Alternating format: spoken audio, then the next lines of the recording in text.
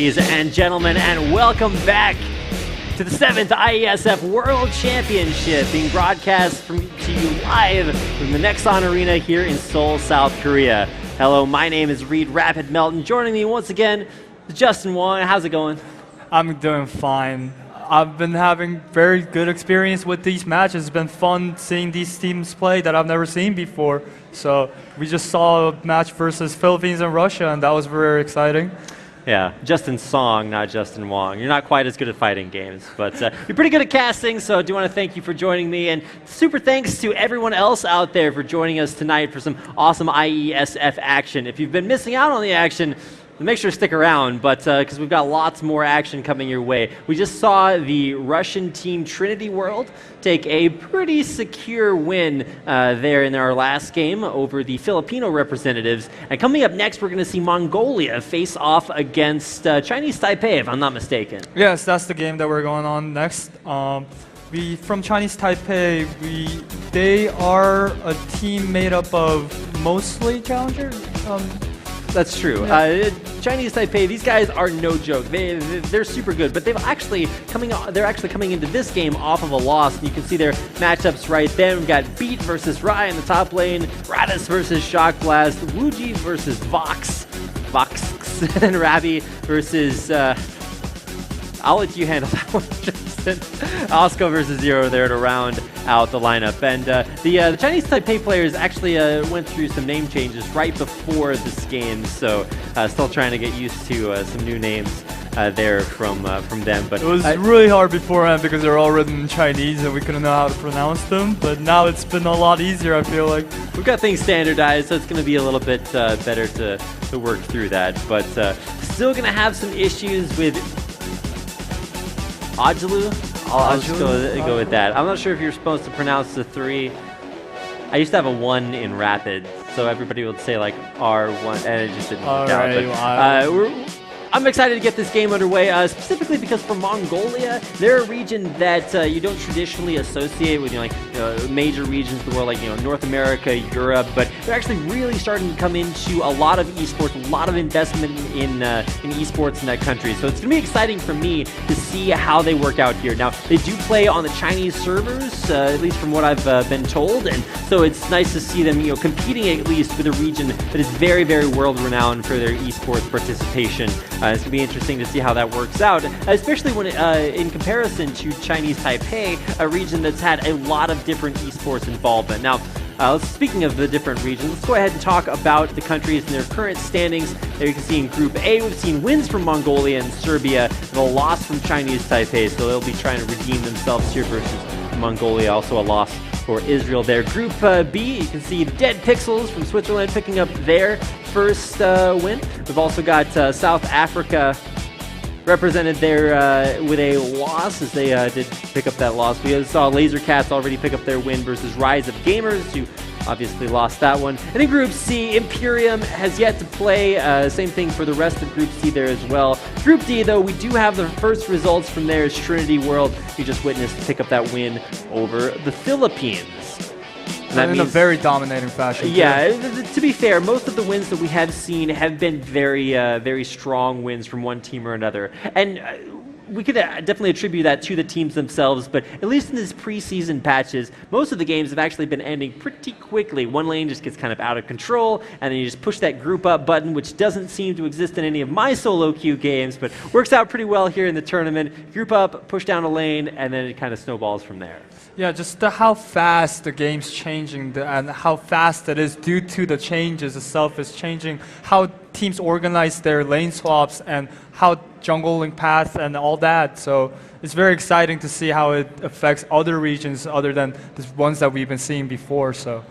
Also, a lot of great sportsmanship between both of the teams that we saw previously, and really all of the teams. They'll come out, shake each other's hands, and even though it's off screen, just want to give a quick shout out to a lot of the teams, the regions, for being so sportsmanlike. I mean, this is IESF, International Esports Federation. It's really nice to see all of these different nations come together, compete, for the glory of esports, and of course for the glory of their individual countries. So a lot on the line, a lot of national pride. pride, as well as just player pride here in these individual teams, but certainly a larger scale than a lot of other tournaments. Yeah, and not just playing too, like, as you have mentioned before, Mongolia is not really an esports scene that people are familiar with, but getting this kind of exposure for IESF, it might be a very good thing for the country itself and their gaming infrastructure to develop. So. Absolutely. I mean, we've seen a lot of IESFs dominated by Korea. In fact, Korea has won the last 3 International Esports Federation World Championships.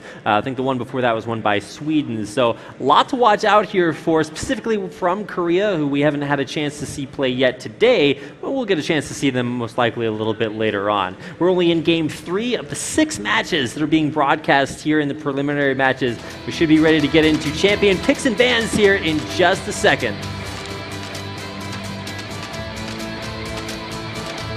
Here we go. We've got a representative from Chinese Taipei on the right-hand side of your screen, or from Mongolia on the right-hand side of your screen. Chinese Taipei on the left there in the blue. Starting off with a Tom Kench ban. A little bit of deja vu. We've seen that quite a few games. A very must ban for this tournament in general, I feel like. I want to see a Lulu ban come in just because how strong that has been, and I want to see some teams recognize that. But okay, and here it is, right here. Hey, your wish, your command there, the Lulu ban. A lot of support focused early on in the bans, but then it gets a little bit shaky from there. So in our first preliminary match of the day, we saw a lot of top laners banned out there. But here in game number 2, we actually saw much more diversity with a lot of focus on maybe junglers, with a ban on Kindred. We've also seen bans on things like Dr. Mundo, as he's been very strong this patch as well. Yes, Rek'Sai ban coming in here. This decreases the champion pool of a lot of the junglers, I feel like. Now but then Kindred's still up, Elite's still up, so you don't know how they're gonna go ahead with this. For the second ban, I feel like Mundo needs to come in here, or since they are on the red side team, so yep. This is 5.23, the patch number. So we've actually got a little bit of a few changes coming in. One of the bigger changes has been to Zed, as you predict yet another ban to come out. There's the Dr. Mundo there. But we've seen a lot of assassins, a lot of just like, straight up kill the other guy champions. Really, really strong this patch. But what do you think we're going to be seeing prioritized just in general over this tournament? What champions do you feel like are super strong on this patch, aside from every single one of the ones that we see banned? I feel like a lot of AD carries are very strong in this team for actually to take it on the first round of their picks and bans. For example, Misfortune, Caitlyn, those kind of AD carries can snowball really hard, and once they get their 3-core item, it's really strong. And we see a Soraka ban come in, and then we're first picking Elise right here because it's the first pick jungler that they can take at this moment. So now you were talking about AD carries being banned, but it seems like just banning out the supports that support those AD carries, maybe making them a little bit more vulnerable there. Well, so AD carry themselves are not really ban-worthy just because there are a lot of champions that can do a lot of stuff, but in general, in this patch, AD carries are very strong in this meta. Well, speaking of champions who are really strong, we saw Elise do some work in our last game. Incredibly well played there. And now in our third preliminary match of the day, Chinese Taipei really respecting that and going ahead and locking that in as their first pick. Now, while we saw Trinity World from Russia very, very fast on their second round bans, this is actually a little bit more thought through here from Mongolia. Lee Sin come in here because probably the only jungler there's left. They don't want to show their laners at the moment, so they're going in with Rom support. Or Grag is also available. Okay. Now the switch to Gragas over Lee Sin, what do you think they were prioritizing there that they got from Gragas? Lee Sin, at least both very early game oriented junglers, try to get a lot of picks and a lot of ganks early in the game, try to snowball that lead into laner's lead. But with the Gragas, there's a high utility in terms of poke, for example, combined with Brahm's poke also. And disengage in general is also very good with Gragas also. All right, so definitely looking for that big chaotic team fight ultimates, but another one that's really effective in team fights is going to be Alistar, able to really get in there, tank up a lot of damage, and come in there with a lot of CC too. The Alistar combined with a Lucian hasn't been a combo that I've seen a whole lot there. What is the synergy that the Chinese Taipei are looking for there? Chinese Taipei, I feel like For Alistar, just in general, with the least gang coming in bot, would have a lot of synergy in terms of CC chaining. Alistar's not really a good laner per se, but then when he can all in, he can flash pulverize, headbutt back, so a lot of potential coming in from there. Victor's just a good mid laner to pick at this moment right now, showing a blind. Tristana also a very good AD carry against Lucian, and could potentially turn into a hyper carry as the game goes on. So again, then they're hovering over Caitlyn, as I've mentioned before, very strong AD carry in this meta. All right, well, hovering over different AD carries, there are a lot of diversity, like we were mentioning, but looks like Vayne, Tristana, what's it gonna be? It is Tristana. Finally, they're locked in along with Braum in the bottom lane there for Team Mongolia. Yeah, so this team currently has a lot of lane clear, plus a poke and a disengage, and Tristana can safely deal damage from behind, so I think they were what they're looking for with this comp. A Mumu Jax. Okay, so Jax, especially with Guinsoo's Rage Blade being as strong as it is as an item, very, very strong in the top lane right now, but definitely does have early game counters, specifically because Jax does like to start with the Corrupting Potion, so without any stats to speak of from that potion other than just sustain, can be super weak early on, so against something that puts on early pressure, might see some vulnerabilities there, but yeah, Mumu jungle seems a little bit questionable. I mean, especially since we already have Elise, Mumu's probably not coming in. So I'm guessing that Mumu's not going to go through. It's being swapped over to a Brand now. Brand also a champion that we've been seeing a little bit more of in the mid lane, whereas a lot of mid lane AP mages have seen a little bit of weakening thanks to their item changes. Brand is actually one that's been really, really strong recently. Yes, both Jax and Brand has been took a lot of advantages from these preseason patches. Brand, I've seen it used a lot as a support instead of mid laner, but I guess they're going in here with a mid lane Brand, and it might be a pocket pick. That's where they bring back the Season 1 mid lane Alistar. I don't know if you were around for that, but let's just say something I am very happy does not exist anymore. We're almost through with champion picks and bans. We got one more pick for Team Mongolia. What's it going to be? It's going to be their top lane pick, so they know that they're running it into Jax. Jax, not a champion without his counters, so out of all the champions left open, looks like they might just be going back for that Aurelia that we saw in game number 2. It's a classic matchup, Jax versus Aurelia, Season 2. I don't know if you guys all remember, but there's been a lot of talks about who wins this matchup.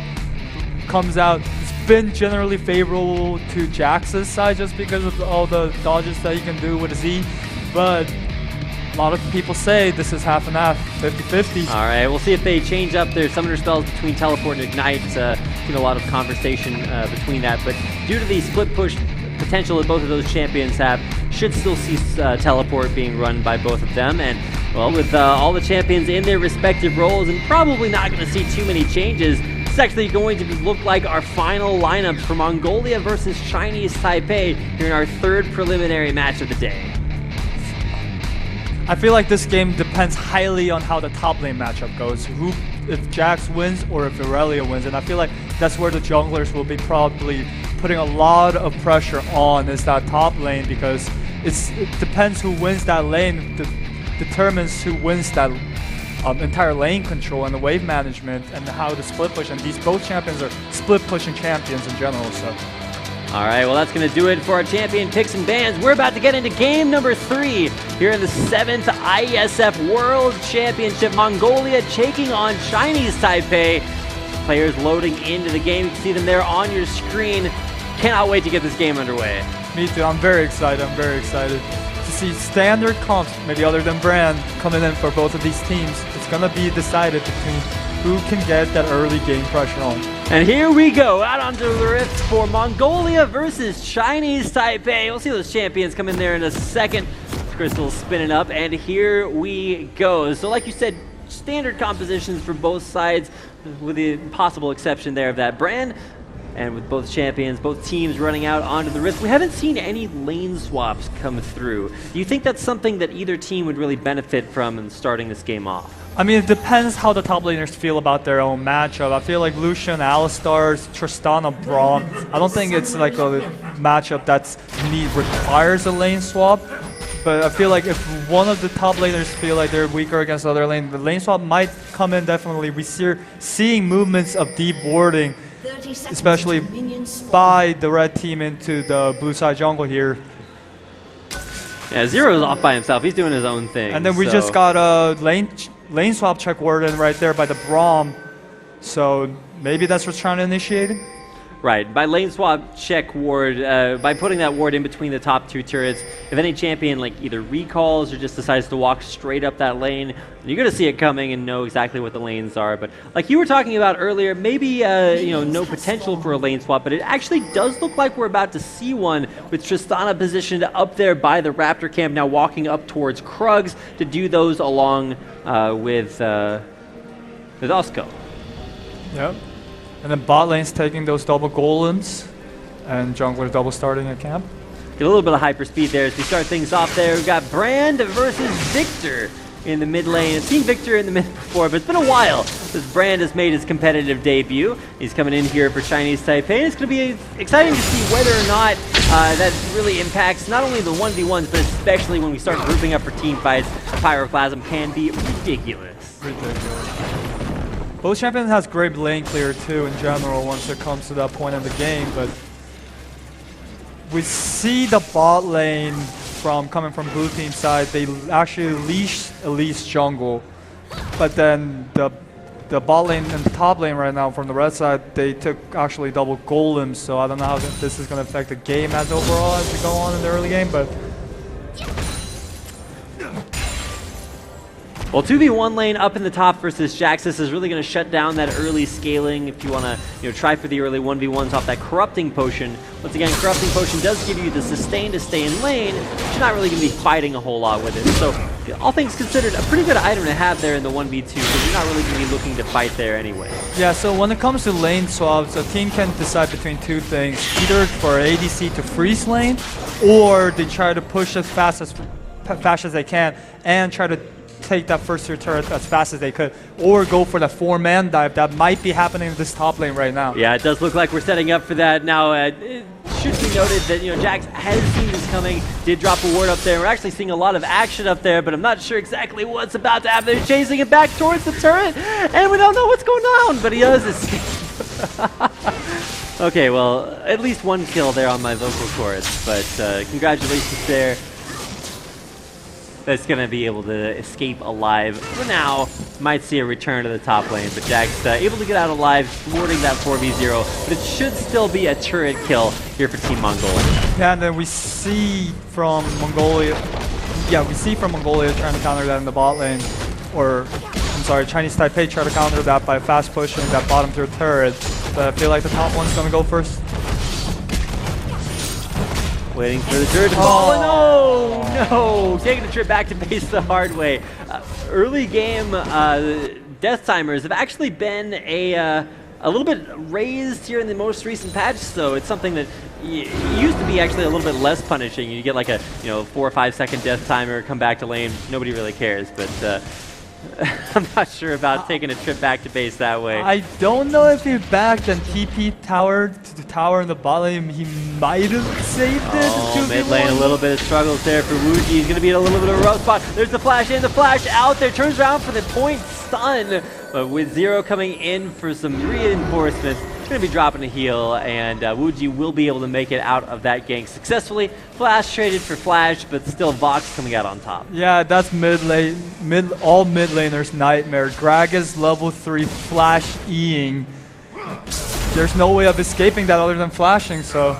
And great backup by Zero in general to turn that not into a kill, so. Yeah, a lot of support players are just like, well, I'm trying to win my lane, trying to help out my AD carry, trying to make that work, but sometimes it's not even about helping your duo lane. You got to roam towards the other lanes and make sure that you are where you need to be. Great positioning there in the mid lane to help out a little bit there. Wuji is able to keep himself in that lane, but the biggest thing has been CS. You just look at all the lanes pretty even, and then you look mid, and it's been like 10-15 CS advantage for Wuji there, so even though the pressure's being put on, he's still able to do a great amount of work there. Now, there's cleanse being run by Vox in the mid lane. Might be something to talk about, but Zero is taking a beating there as he tries to save this wave for his AD carry. Yeah, with Elise being the jungler, Cleanse might be a good choice, but there's also a high damage threat with it if you run Ignite on her. Oh, there's Chain CC, but Insta Cleanse perfectly used there. And exactly like you were talking, maybe not for the Elise stun, but a Brand stun can be just as deadly, trying to Chain CC that up. No, not, but he booged both of his summoners just now, so Elise might be coming back to the mid lane gank again. We will see, you might see later. Irelia on the top lane is freezing the lane very hard. Versus support. Radish should be in a good spot here to try to 1v1 this. Shock Blast trying to escape. There's the repel. There's going to be a chilling spine. Blast auto attack. No, that's a neurotoxin for first blood. Going to rain. Or Radis there. Blended into an N. So nice to see Radis picking up first blood. He's going to walk up the top lane and kill off the pink ward, so nothing too devastating there, but might be able to still be going for it. Gonna go for the gank there. Immediate just crushing down beat. One more auto attack from that turret would have killed him off there, but he's able to escape just in the nick of time. That's a 3-0 start to this game for Team Chinese Taipei. Yeah, we saw Rai try to freeze this top lane as much as is possible, trying to pull the wave towards him, but the wave was too big and he got chunked too hard, and now it was successful to a dive, and they pulled it off really well. Now, Irelia is able to teleport back into the top lane, so as great as getting that kill was, he's not going to miss out on much of that CS. He'll be able to, clear out that wave. He's going to be not necessarily on time for his Trinity Force because he did start out in a 2v1 situation, but able to get that experience, that CS, that lane presence for free. It's going to be a good way to get back into the game after getting doped. Yeah, I was surprised to see Gragas die there. Gragas is one of those champions that can't get counter jungled very easily, but also Elise is a very strong champion, especially when she hits that level 4 power spike. So now with a Sheen by 2 looking to get in there for AP jungle itemization instead of the tanky Cinder Hulk build that we see sometimes. AP at least is something that's been doing very well this tournament so far, at least in the games that we've seen. So should be continuing to see that trend. Now it might look like Shock Blast has completed the ultimate jungler transgression and bought a Poacher's Knife. However, that's not the item anymore. This is the combination of a Sightstone with your jungle item, so it's getting extra item efficient or item slot efficiency and allowing you to ward more. Not the Poacher's Knife, which if you've ever bought that item, we've all made a few regrettable mistakes. Yeah, especially after the ward patches, it's been very important for the entire team to focus on vision control. So very good item to buy. Doesn't have to waste money on Sightstone. Keeping an eye on the mid lane as junglers keep their eyes on it as well. Some extra help there from Zero to clear out the top lane, but gotta keep an eye here. Vox continuing to walk in up onto Wuji, but to Vox's credit, he's actually been doing a much better job at trying to avoid getting hit by all those brand spells. Honestly, walking side to side, huge counter to brand. At least it's some elos. As long as you're missing your skill shots, you're not dealing any damage as brand. At least for the majority of his spells. So yeah, so since he still doesn't have both of his summoners, he's playing the lane very slowly, very safely, very passively, but is down in around 30 CS, so that might be a problem later on.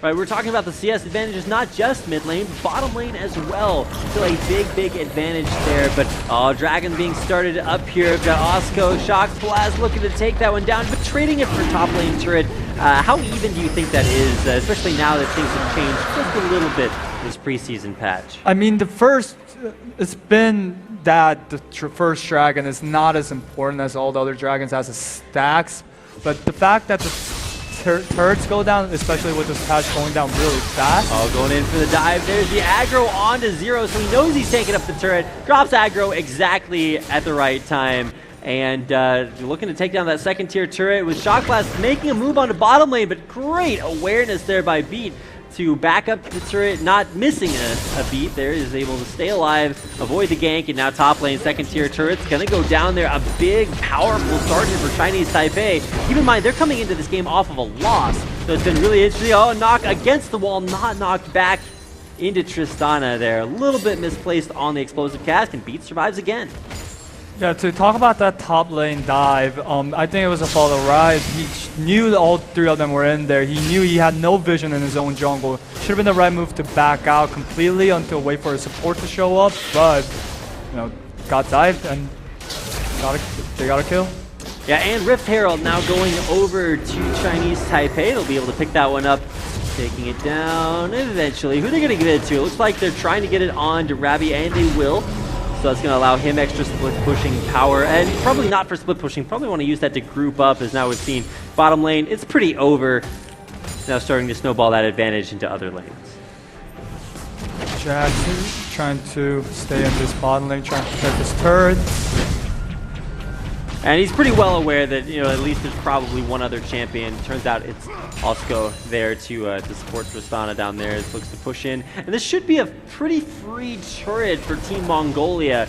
Not a lot to stop that. I mean, Zero's going to show up there, but Tristana's so good at killing off turrets. But actually, no, just going to be able to defend it with Radis coming up there from behind. So impressively defended. The turret will survive there, about 300-400 HP. Now the pressure going mid lane. We've got these Rift Herald buffed minions pushing forward very, very strong, especially so early in the game. Like, we're pre-12 minutes, and we've already got a lot of pressure being put down mid. Yeah, and Irelia is still freezing that top lane, so it's not going to be in any fights anytime soon. See here, Zero coming in. Okay, Zero, what's going on here? Trying to get that headbutt off to stop the rocket jump, but then Radis right there on time. Flash backwards. There's the buster shot. Will Tristana be able to get away? Survey says no. Brand there, going to drop the ult there. Flashing forward, counter flash there. Box stays alive. He's actually probably going to be able to clear this wave once that death ray comes back up there. Shock blast, just there for moral support.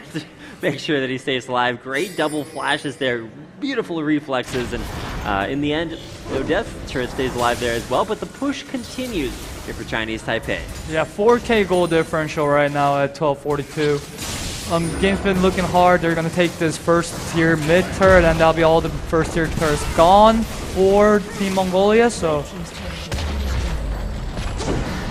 Mongolia not showing too many signs of life, specifically that mid lane and AD carry matchup, ones that just been completely won by Chinese Taipei. And now that we're out of lane phase, it's going to be interesting to see how Mongolia reacts to this. So they decided to put Tristana down in the bottom lane, just kind of let her sit down there, soak up some extra gold experience, because she really needs that Infinity Edge. When you're behind an edge versus Lucian here, it used to make a big difference, but now for Infinity Edge, it's actually, I've seen a lot of AD carries that don't like to rush it anymore, because when you combine all three of the items together, you're really only paying for that, the extra critical chance damage amplification. You don't get quite as many stats as you used to. Yeah, we've seen a lot of creative builds just because of that coming in from a lot of AD carries in other regions, but I feel like still the go-to item would be IE just because of the BF and the pickaxe and all the synergy off of power spikes off of that. So now, keeping an eye on the bottom lane. Ward will scout Radis out as he is looking to hang out down there. He's just going to go for the Wolf Camp steal. Does get the smite, so he's at least going to get that spirit, but the Wolf actually stays alive. Radis able to use that repel to get out there, but there's the Alistar combo onto Osco. So much damage down. There's going to be the brand damage as well. Box able to go down again. A double kill coming in there for Lucian on the board finally, but Wuji on a killing spree with his third kill of the game. Yeah, I mean, it was great trying to get a pick on overextended, at least in general, but just not enough damage, and great teleport coming in from Deep, so take his tier 2 turret in the bot lane too. Now only thing that's left is mid lane turret, but I think we're going to trade turrets here right now with Irelia taking the top tower. Yeah, Rai is not really contributing to these team fights necessarily. Had a really rough lane phase too. Started out in a 2v1, and then was forced to transition from that all the way into well, really not a whole lot else. Just split pushing at his turrets taken down early on after the rotation up there to decide to continue the split push and just knocked down 2 turrets in a row. So froze the lane, and now finally is able to counter push that into the second tier turret in the top lane. So interesting to see the way that Mongolia reacted to that by saying, okay, well, top lane, a little bit of a rough spot. Let's just go ahead, freeze it out, make sure that you can get the items that you need to, and actually only like half an item and a recipe away from completing that Trinity Forest, which might be what Mongolia need to be able to put some extra strength up there in the top lane that they haven't had all game long. Yeah, but then the fact is, Jax got his Trinity Force first, so yeah, I was trying to not look at that incredibly strong Jax right now. So it'll be interesting to see how this works out. Currently, it looks like just starting to group up and put some pressure down there on the Dragon. We'll be going over once again to well, I say once again, it's their first Dragon of the game. Chinese Taipei. I think they're pretty much done with the lane phase. Time to group up and look into the game. Yeah, it depends on. I don't think they can defend the siege in general. They have a lot of potential to dive this also. I think it's better if they just back off, but we'll see how it goes. Now Chinese Taipei continuing this push. Not enough wave clear to clear these minions in time, so a little bit of damage being put out there. You can see spiders going forward for damage. Brand damage still ticking down there as I think Tristana got hit by a little bit and that chunked down half HP. So gotta keep it careful as yet another wave cleared, another wave coming in, and it looks like Chinese Taipei are sticking around for this, willing to commit to this mid lane push. Was it Jax's split pushing bot, so there's no reason for him to go there. They can just siege this, and if they engage like this right here.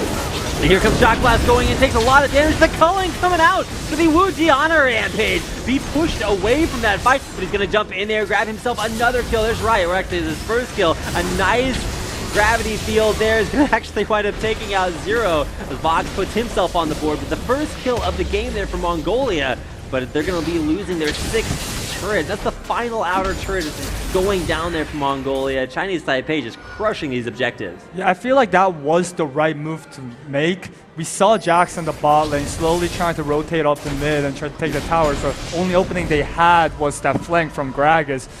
Didn't work out very well. It was very nice for B to move up instantly as he was trying to push that bot lane wave, so that was also a very nice collapse.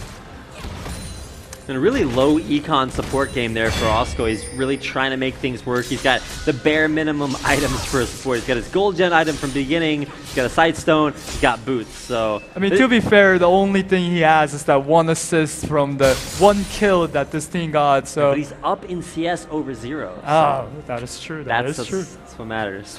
But all things equal, you got to consider the just teamwork that's been above and beyond what at least I didn't know what to expect from Chinese Taipei. They're coming into this game after a loss. Not sure exactly the situations behind that game, but shaking it off, walking into this game, dominant early game, and just continuing. There's a blasting wand on the beat, Justin. You know what that means. And they're trying to go for it. Yeah, Gwinsu's Rage Blade will be coming in there, and here comes the Rift Herald, and there goes the Rift Herald. Taken out for the second time this game. 2 Rift Heralds taken early. Oftentimes I see that guy kind of a little bit lonely. This team is not really prioritizing, really knowing how to use the buff most effectively, but oh man, Ward there right on the red buff, and that is going to be one dead Gragas. Shock Blast, dying the second time this game in his own jungle. The vision of his topside red jungle has been dominated by Chinese Taipei for this entire game ever since they've been snowballing that lead. So it was very dangerous to solo that by Gragas, but what can you do at this point? Trying to make moves. Yeah, when your own jungle is not safe, really where else do you turn? Push up the mid lane. You're going to be stalled a little bit as that minion wave does get cleared out effectively there by Vox, but I mean, Chinese Taipei have another minion wave coming right in here. Zero should walk forward and look to zone this out there, and he is going to go ahead. Combo, you can't cleanse the knockup, Fox.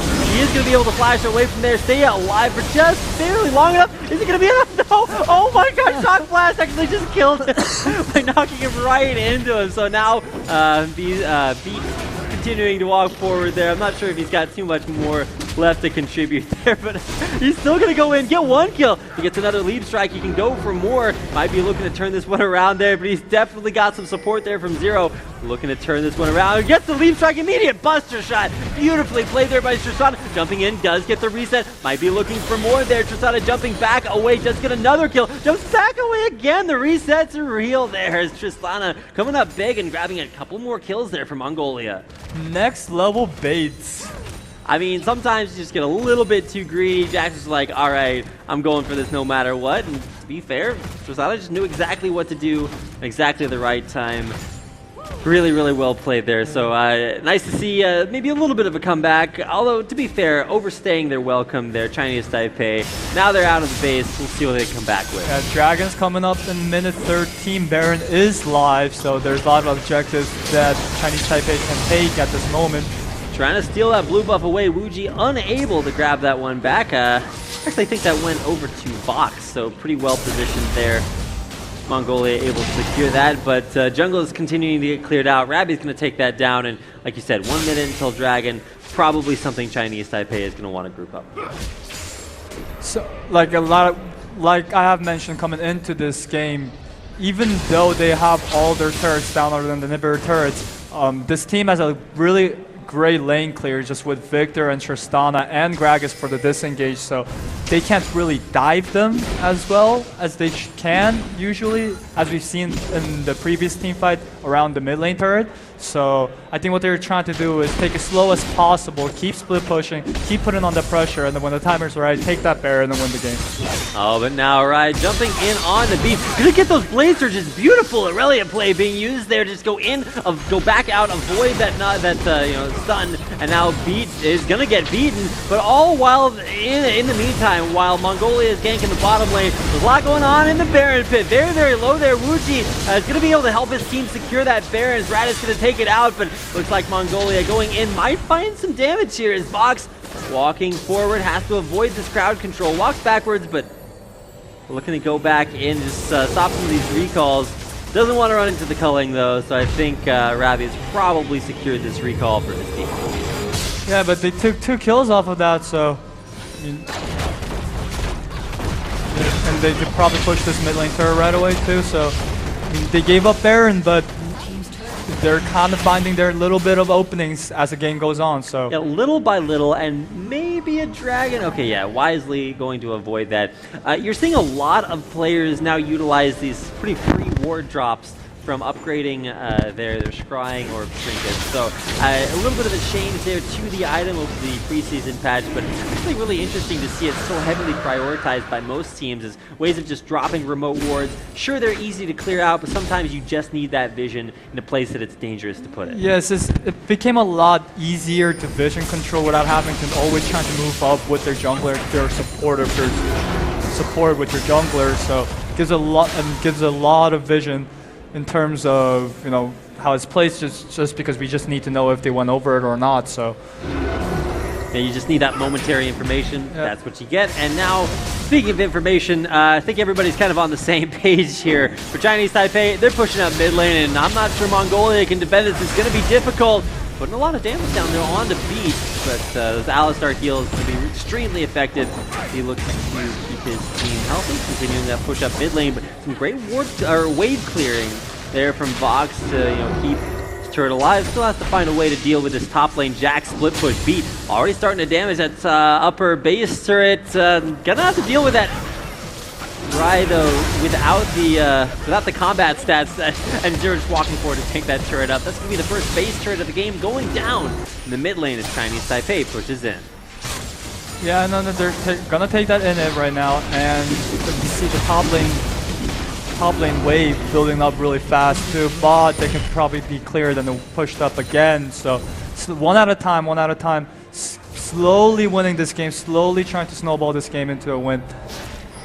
Great movements from Team Chinese Taipei. So. And now they're going to take the entire jungle. Rabbi getting that red buff, beat completely okay on his own. Forced to be buster shotted away there. by Tristana. I don't know. The defense here from Mongolia, it's been good up until now, but they're just losing little by little. First they lose their base turret, then they lose their inhibitor, then their entire jungle gets taken. It's just going from one thing into another, and not looking good there. They've managed to defend their base, at least for now, but they're going to have to worry about super minions pushing in, and now it's just going to be a supercharged Chinese Taipei coming their way. In games such as this, where you lose hard in the early game, what the team that's losing might try to do is try to make picks in the jungle, try to get kills one by one, not to increase the goal deficit, and just keep it at where it is until they go to the late game where they have similar items. But since they have no vision in their jungle, they have no vision anywhere, all they can do is wait for the other team to engage, because they have no other choice but that. So Tristana has been doing a decent job this game. He's kept up in CS relatively, and it does have a ton of wave clears, so might be able to just sit there in the mid lane, clear out that wave, and use the Victor to just wave clear the other lane to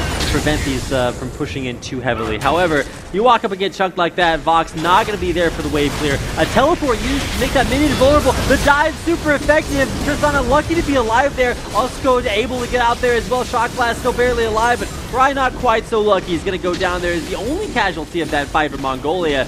The inhibitor, another casualty, and possibly even pushing in for what could be a win here is the Chinese Taipei taking down their second inhibitor.